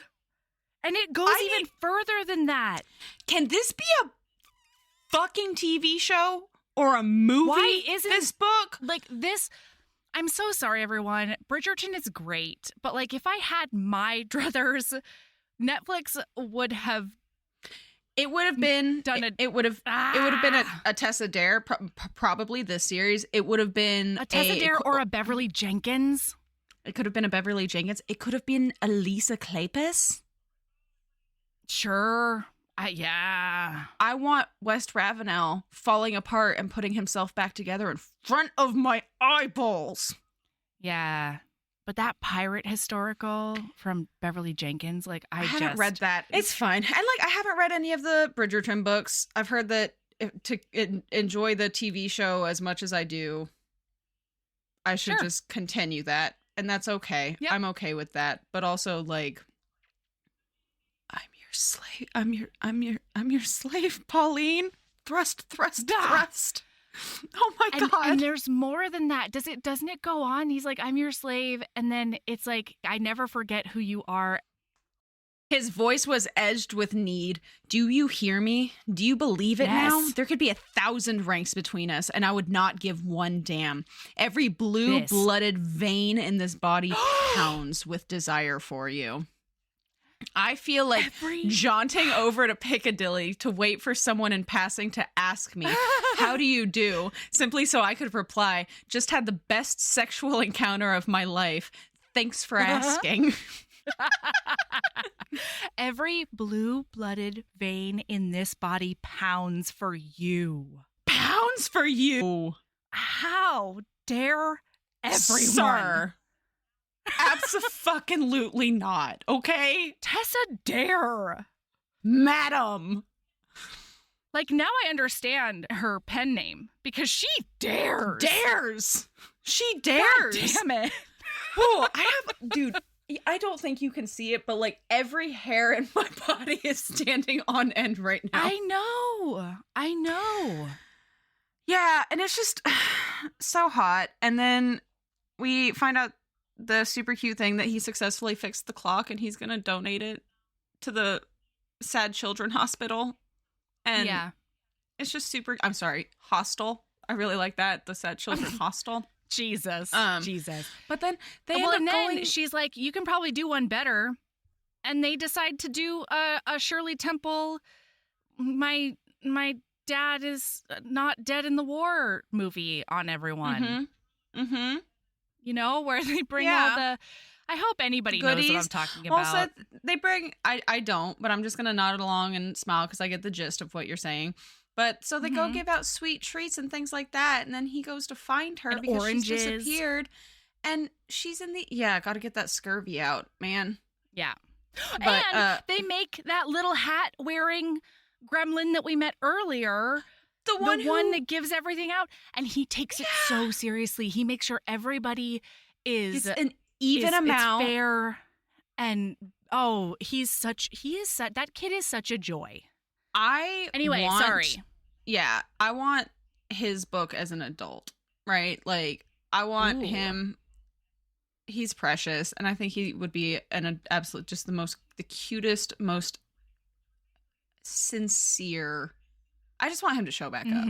He's just a cute kid. The Little Princess in 1939, everyone. I'm so sorry. You found it. It's The Little Princess. It's a Shirley Temple movie. And one of the big plot points is like there's a whole cache of treasure or something. And that's basically all I remember other than her dad's not dead. Oh, good for her. 0 dead dads. They give out a bunch of treasure right now. Okay. Well, while they're giving out their treasures, though, he's watching her with a bunch of kids, and he's enamored and sad he'll never had that. And then he thinks to himself, I need her not to leave. He'd probably blurt out a stream of desperate raving. Don't leave me. I love you. I can't go on without you. He'd send the children screaming. They'd have nightmares for weeks. So he just stood there silently reeling on the edge of lifelong desolation. But then a baby cries. And it's time for Griff to get the fuck out of there because this boy has some serious PTSD around sad crying babies, understandably. And so when he runs out, but she follows him because he's about to take a night-long walkabout again. And she's like, no, I'm not leaving you. Get into this, hackney cab or whatever with me. And she sort of just picks a destination. And he finally just like breaks down into noisy sobs with his head in her lap. And he tells her all about Mary and the week he spent with his baby and just the way, like all of his grief and this giant burden that he's been carrying around. He just pours it all into her. And it's gorgeous. Yeah. And while they're in there, they're also talking a lot to each other about how did this even happen? Like they're basically acknowledging that they've fallen in love. And they're like, how did we get here? We weren't supposed to do this. This wasn't supposed to be what happened. And well, guess what? It did. It's just beautiful. But and they then both know there's nothing for it. Yeah, they both know it's nothing for it. So instead they say, guess what? We're going home. And she's like, why? And he's like, because it's not comfy to fuck in a carriage. Get along, We're little gonna doggy. make the most of it. Let's go. Let's go. And then they do go have a lot of sex, and it's wonderful. And then the it's next morning. the next morning. And they wake up in bed, and she lies to him about telling him to go lock the door because she's not actually worried about locking the door. She just wanted to see him walk around naked because she's a woman after my own heart. and it was beautiful. So pleased about this. It's adorable. Oh, yeah. He's straight he like cock of the walk around. Puffs up, and he's like, yes, you like this? He's starting to get hard, and he's like, yeah, girl. Yeah, you like this? Uh-huh. It's beautiful. But then they are about to come again. She's on top of him. Importantly to me, Melody. Yes. She's on top of him, and then all of a sudden, crash, bang, the door flies open. And Delacour is there. Yeah. And he's like, stop everything. Don't you... Oh, and oh my God. And as they're about to come, he's like, let me come inside you. Will you please let me come inside you? Don't make me pull out. And she's like, yes, do it. Because they're both like, consequences be damned. Yeah. Well, so Griff is unhappy about this. And I do have to read you this quote scene because it's hilarious. Because Delacour is basically saying, we know who she is. She's a barmaid. They figured, like, Lady Awful figured it all out, blah, blah, blah. And he says all the scandal sheets. At least no one can expect you to marry the girl. The gossip will deem her just another of your debauched larks. Toss her a bit of money and send her off. But I hope you've been careful not to get a brat on her. She probably hid it from you. But there's imbecility in the bloodline. Griff paused in the act of fastening a button on his breeches falls. He looked up at Delacour for a brief moment. Del, it will take me about 10 seconds to button these. That's how much time you have to run. I'm not going anywhere until I'm certain that this run. He finished his last closure, swung his arms at his sides, shaking his fingers loose. I mean it, Del. You had better flee because I fully intend to kill you. Yeah. Love a protector. Love a protector. He's what like, a good you will protect. not talk about her or her family like that. Abso-fucking-lutely not. It's just beautiful. And so they go careening around the goddamn townhouse, and Griff is fixing to murder his oldest friend. Absolutely. He literally says, I died for her, and I'd kill for her. The rest doesn't concern you right now. And he says that in response to Del being like, well, you wouldn't marry her. You can't believe yourself in love with her. And he's like, I'm going to stab you so deep in the throat that your children's children feel it. Okay? Oh my God. Also, listener, this was so hot. They end up in like a salon where they normally play fight, and they get actual swords. Everybody's armed. And he says, Del, I have something to tell you. You know all those times we've been fencing together? Del's yes! like, yeah. Do you have it highlighted? No. Okay. And he goes, I haven't told you. I've been holding back. And then he just attacks. Anyway, the only thing that saves Griff. Anyway, the only thing that saves this man's life is her coming in and being like, Griff, no, you don't want to do this. Like, regardless of anything else, you cannot kill this man. You do not want to do this. And he says, look at that. It's a lowly barmaid who's saving your life right now. And then he looks at her and he's like, fuck it. I want you. Yeah. Well, and he tells her he's going to marry her that day. Like, this is happening. We're going to get a special license today. And then the Duchess walks in and is delightfully snarky in front of Del about how she already knows he's an asshole and that Griff is in love with Pauline. And then this is the best. Somebody get on to Pauline about keeping secrets, and she says, you would chastise me. Before that, the Duchess says something like, so you're getting married? And Griff says yes. At the same time, Pauline says no. And then the Duchess goes, oh, so am I the deciding vote? They're both like, no. Which is hilarious. Griff should have said yes, because guess what? Duchess was going to say yes, too. But anyway, But then it all falls apart because Pauline says, Oh, you would God. chastise me for hiding secrets, for not living the truth? You, with that locked room upstairs? The color drained from his face. He darted a gaze at his mother, then lowered his voice. This has nothing to do with... Of course it does! She retreated a step. You're asking me to trust you'll love me openly, that you'll never be embarrassed or resentful of my origins, my family. How can I believe those promises when you won't tell your own mother about her? And he's like, stop, roll it back. And like his eyes are daggers right now. And she knows that she is sacrificing her relationship with him in order to preserve his relationship with his mom. Because she's like, I'm gone anyway. Hate me as much as you want to, but please talk to each other. Take solace in each other. And so she says, you're ashamed of her. And he says, I am not ashamed of her. And she says, then say her name. And he just yells, Mary. Her name was Mary. Mary Annabelle York, born the 14th day of last October, died the following week.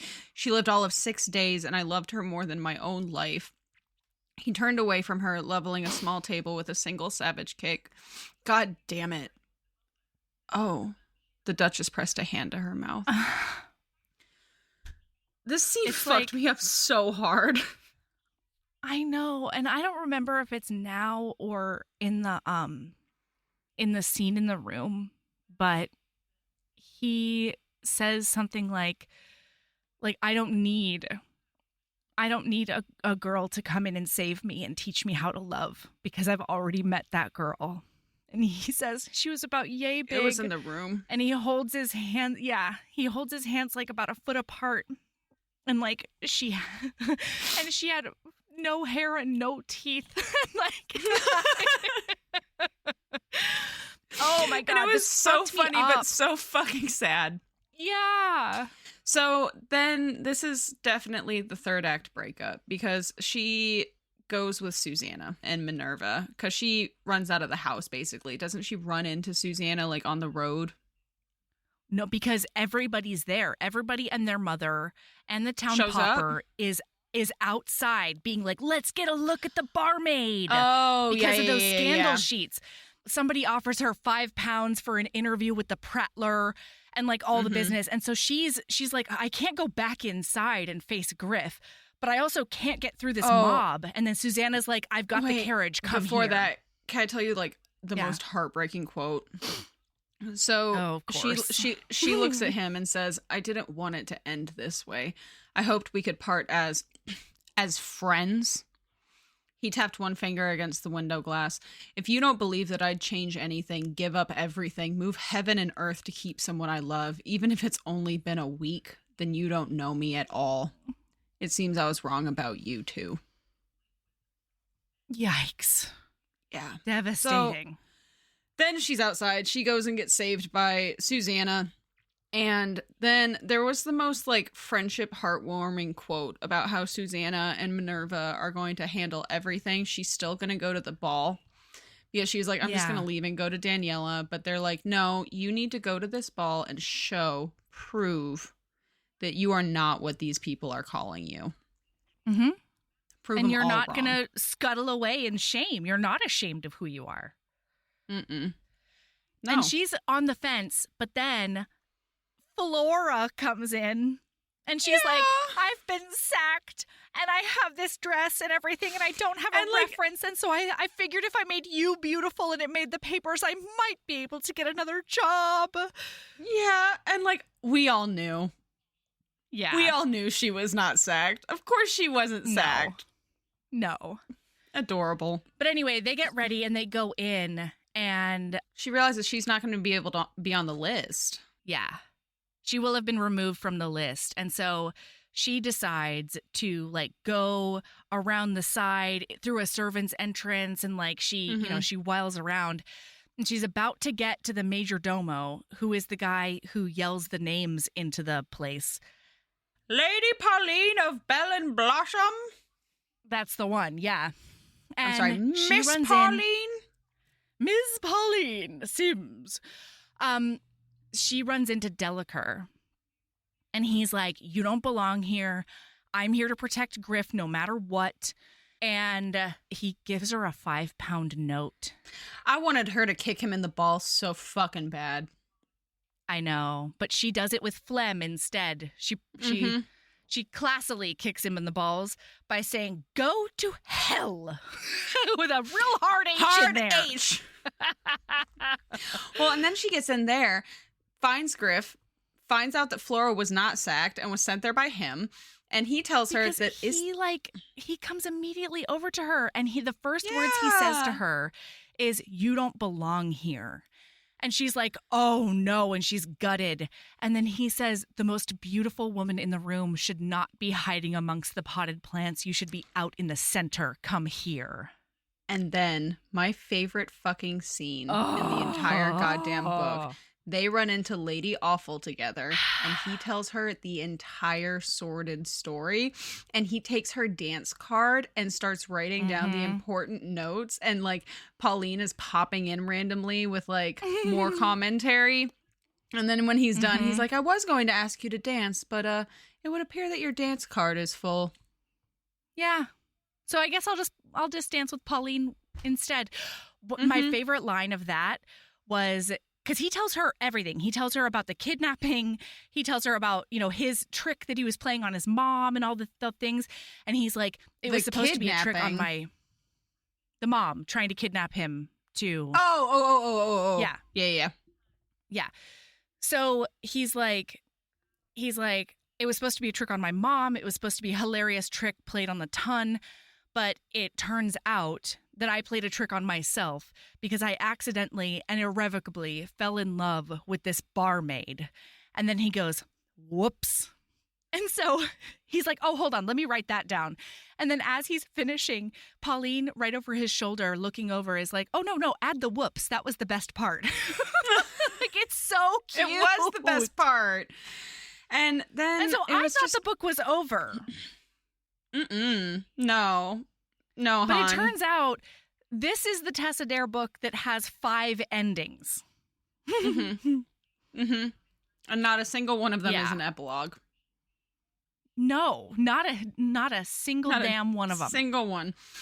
So they end up dancing. She's like, "I've fulfilled the end of my bargain as a complete disaster." And he's like, "No, you're not going to be the toast of London tonight." But I think that it's fine. A comprehensive catastrophe, a beautiful, perfect failure, and I could not be more proud. Oh! But then he says, "I've got my fastest team ready to take you home."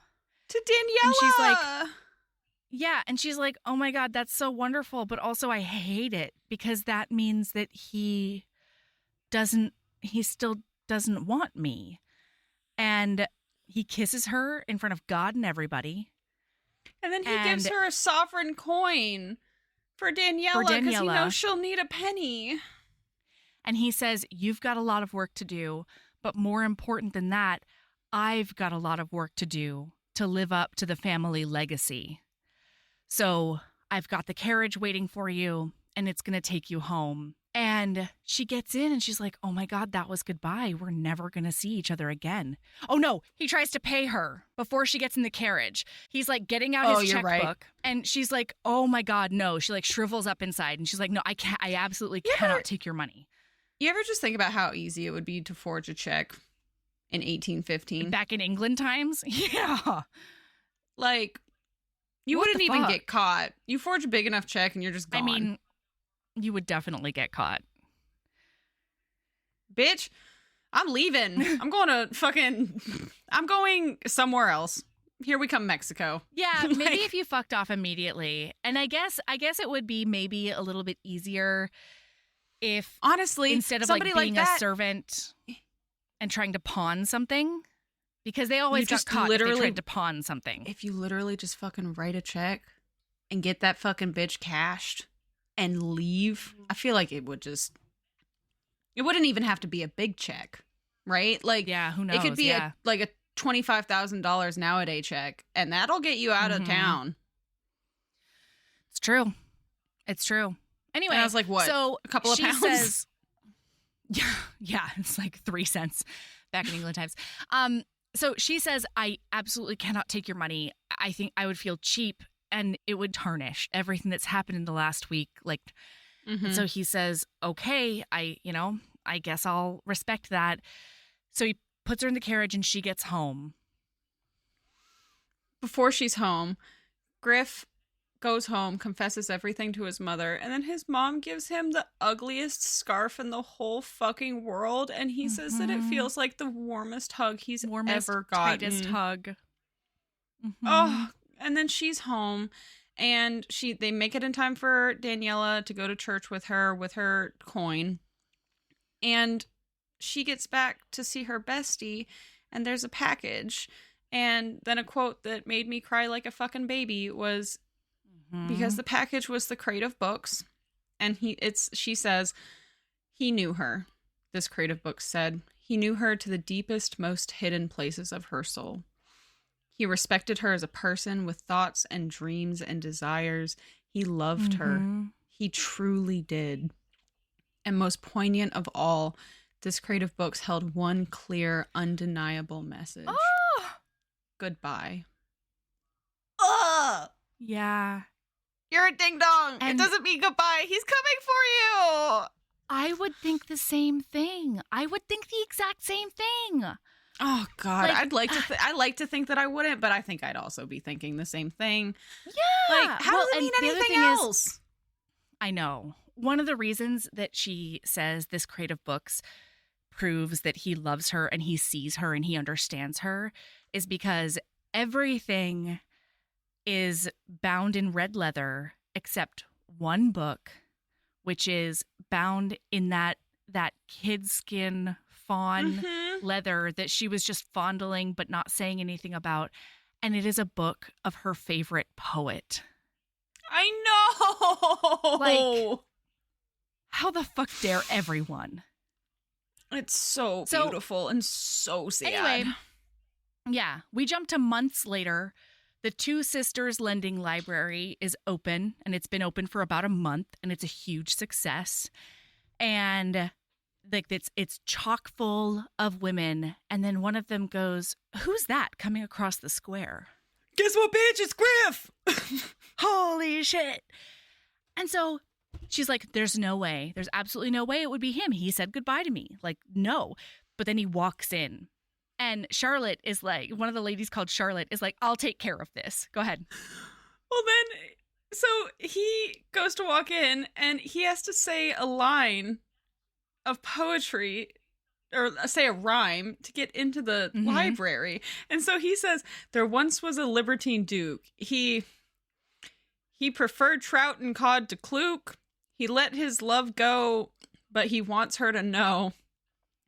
I haven't ceased thinking of you since that night, Pauline. Not for a moment. And Charlotte's like, that's terrible. That doesn't even rhyme. And then she tries to say that he wants her to know every time he thinks of her face, he wants to puke. And he's like, no, absolutely not. That is not the way this rhyme will end. And then Pauline said, he deserves a stern rebuke. And he says, I will take that one. Can I please come in? Please. So they let him in and he comes over there and she says, stop right where you are.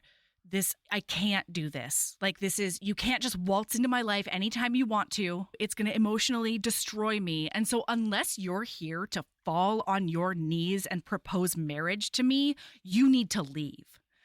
And then there's like this pause and then he hits his knees.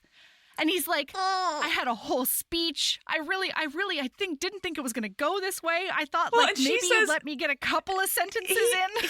He hits the ground and she says, oh no, Griff, no. And he's like, you can't refuse before I even ask. Yeah. Oh my God. So anyway, he asked her to marry him. And they have this whole talk about like how things will go and how things will be different and all those sorts of things. He's bought that asshole Lady Whittlebottom's house from the top of episode 1. And he has plans to like make Sussex his main home with her. And she she like And finally he sold she's everything. He donated like everything. And it's so Yeah. funny because Charlotte is now bemoaning this fact, like groans, and they're like, "What's that?" And he's like, "I could give it all away. That's the improvement. That's what I can do to make things better. I was overdue for some improvement." And she's like, "All of it?" "Oh no," Charlotte moaned. "Now he's worse than an arrogant, debauched duke. Now he's a poor duke." And he says, "I will never be a pauper. Like, there are some things I legally can't give away. But everything that I could, I decided I would." And he says, found my Duke, natural talent. yes. I was born to give money away. No more of this squander a few thousand here or there nonsense. This is a full systematic divestiture of the family's dispensable fortune. The 8th Duke of Halford will be remembered as the single largest charitable benefactor in England's history. This will be my legacy. Talk about a Holy tax-deductible fuck ass. I mean, I didn't know that the sexiest words in the English language was a systematic divestiture. A full systematic divestiture of the family's dispensable fortune. Like, one of the sexiest things is the wealthiest person being like, "I'm fucking getting rid of it. I don't fucking want it anymore. I want you. I'm going to put all of it into good places. And like, you're worth more to me than the billions of dollars that I can legally get rid of." Yeah, I mean, because here's the thing, right?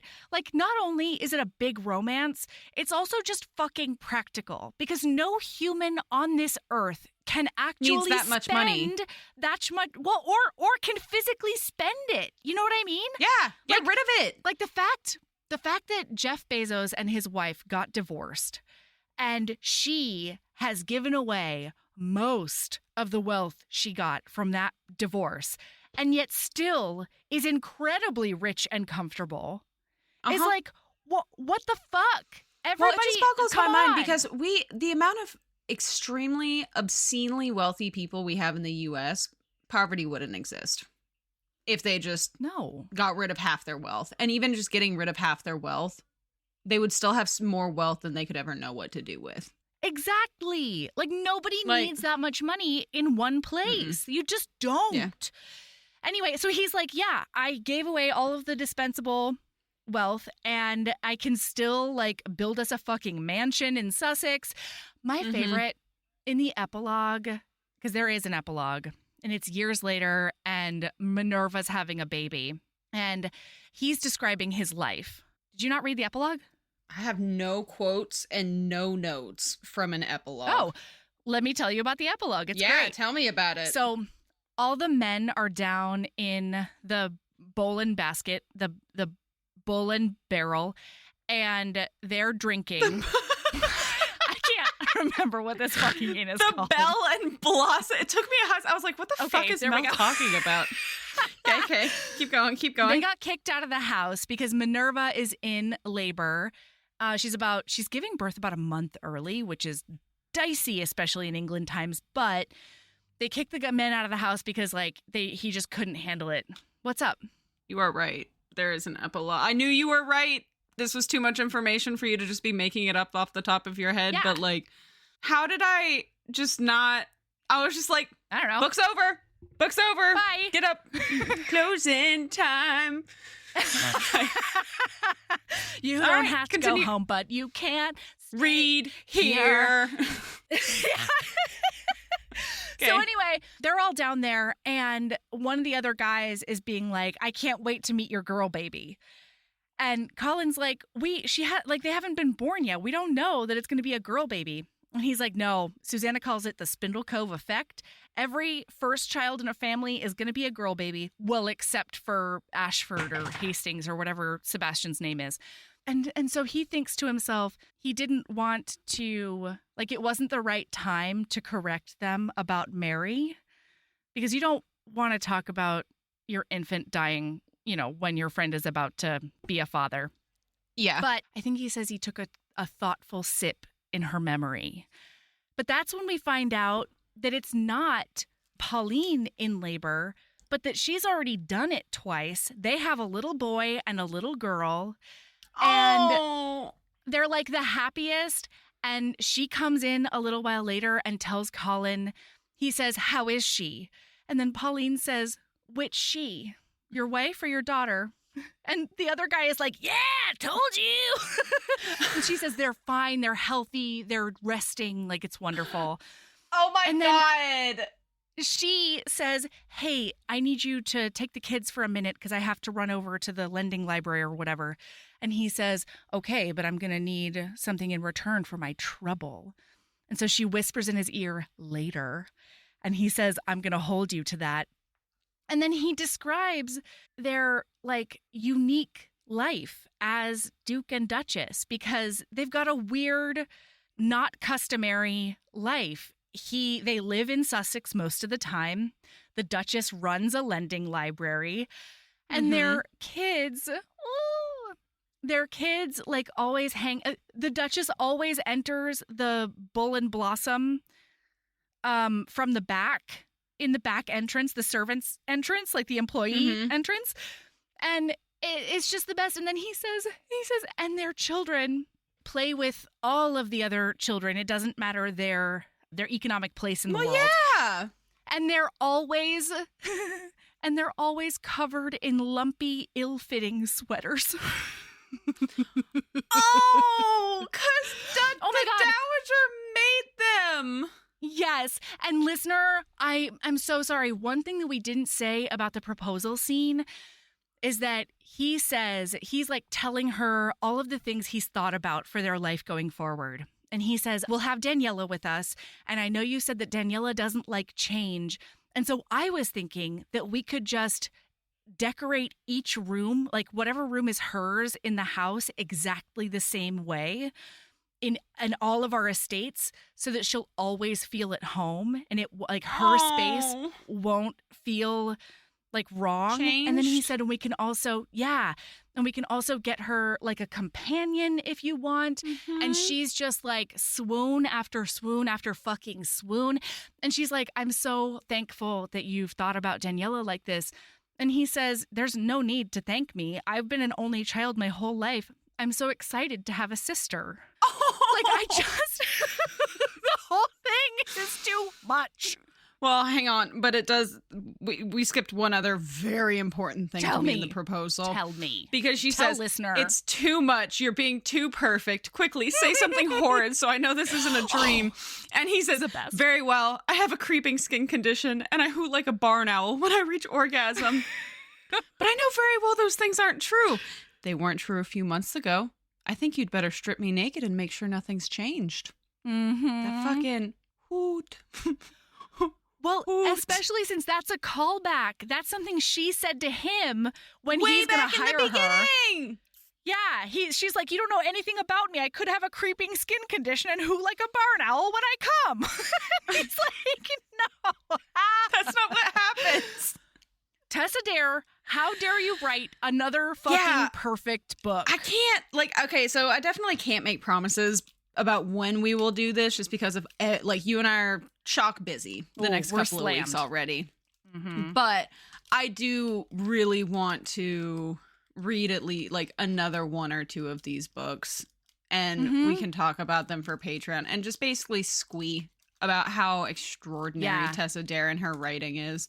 And if you haven't read Tessa Dare, listener, and you like a historical, hell, even if you don't like a historical, but you like fun, witty, thoughtful books, this is it.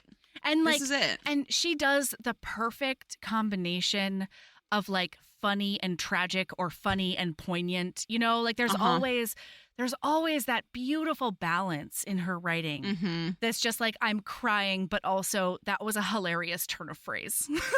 Yeah, exactly. You know? Oh God. It's just so wonderful. And next week we're doing In the Middle of Somewhere, and I've already read book 2 of that series, so we're going to be talking about that for Patreon at the least. At the very least, because I suspect I'm only 3 chapters in on this book, and I can already tell that I'm going to be devouring the hell out of this in my And all the rest of them. Expansive free time. So much free time. All the free time. To do. It's going to happen. It's going to be great. Yeah, it's going to be We're wonderful. We're not going to ignore any of our responsibilities to read the next 4 books in that series. No, not even close. I've been so good at my responsibilities anyway, so like totally. Okay, damn Sabrina, it! I forgot what I literally love? said what my lady love was. It's gonna your be at markers. the beginning. Oh yeah. All right, I got fucking watercolor markers, and they're fucking incredible. They're like $70 on Amazon. Oh god, Jeff Bezos. But anyway, I'm sorry, everyone, but. But they were like $70 and they're fucking incredible. They have like a fine tip side. There's 160 colors, including diverse skin colors. It's incredible. And then the other side is a watercolor felt brush style thing that if you actually like make the paper wet and then you draw with them on the thingamabob, it does the watercolor thing. And to go along with all of this, I bought myself a book, please hold. Yeah. Called Stunning Watercolor Seascapes. And it is a how-to, like, step-by-step paint a watercolor scene of a bunch of seascapes. And I'm just... Fun. I am so fucking excited and delighted. And look at this. Oh boy, that's gonna be gorgeous. At that. I'm very excited. I've gotten back into watercoloring or like coloring in general, and I'll probably be reading a lot more audiobooks because of it. And I'm just really happy. Makes me happy. So that's my lady love. Buy yourself some fucking markers. Because I have so many markers and colored pencils already, but if they're not giving you the joy that you need in order to do the thing, fucking when you can, go buy yourself a nice ass set of markers. Right. The thing that lets you do the exact type of art you want to do. Yeah. My lady love is, I don't care what time of day it is. If you feel the need to bake yourself some brownies, whether it's just on a whim or as an emotional crutch of some sort, you go ahead and you bake those brownies, okay? Because like I said, I dropped off my family last night and I'm so excited for them. But, you know, it was just the weirdest feeling in the whole wide world. Like sending them off and like coming back home, you know? And I did. It was 1:00 in the morning. And I was like, I'm wired anyway from like the tea I drank to make sure that I could be like a really safe driver there and back. And it was it was like JFK traffic. There was standstill traffic even at midnight at one point coming from JFK back to my house. That tracks. Yeah, and it was just like, it was a stressful thing in general on top of like what I was actually doing. And so I was just like, you know what? I definitely want a brownie right now, but I also know that I'm going to love having a brownie every once in a while for the next 5 days. So like, let's do it. Fuck yeah. It was a great choice. I also think it's very bold of you to say that the brownies are going to last you 5 days. How dare you? I thought that as soon as it came out of my mouth, I was like, it's going to be a maximum of 2. Yeah. I love you. I've already eaten 4 of them this morning. So... Well, I feel that because the friend who was hanging out with me this weekend to, help, just keep an eye on during some stuff that's going on. Made peach cobbler, but I don't have any sugar in the house. We used molasses instead of sugar to make the peach cobbler. It made that bitch so crunchy on the edges and sticky, and like the peach goes so fucking well with it. I think I'm going to eat that before eat some of that at some point today before I go back to being an adult. Hell yeah. All right. Well. All right, everybody. Keep being a badass and love yourself as much as you love hooting like an owl when you orgasm. And love yourself as much as you love every blue-blooded vein in somebody's body beating only for you. Yeah, because they are yours. Yep, that's a good one. Hoot. I think it's worse if it's like a super quiet one where it's like, Ooh, yeah, you're right. That sounds more like a dove. As much as you love cooing like a dove when you orgasm. Softly. All right, bye. I love you. Bye.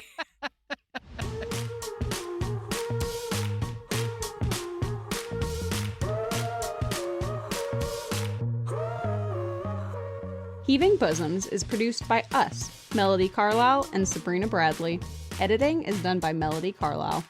Our theme music is by the incredible singer-songwriter Brittany Fonts, and our art is by ultra-talented author Kate Pryor. If you like our show, remember to follow us on your favorite podcast app, rate us 5 stars, leave a nice review, and of course, tell all your friends about us, even if they don't read romance. If you want to get in touch, you can email us at heavingbosomspodcast@gmail.com.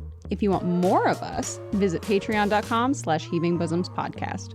You can also find us on Instagram at Heaving Bosoms, on TikTok at Heaving_Bosoms, and in our Facebook group, the Heaving Bosoms Geriatric Friendship Cult. Head over to our website to sign up for our newsletter, get our Reading Embrace printable, and check out my audiobooks at heavingbosoms.com. All right, we'll be back next week with more swoons and snark. See you then.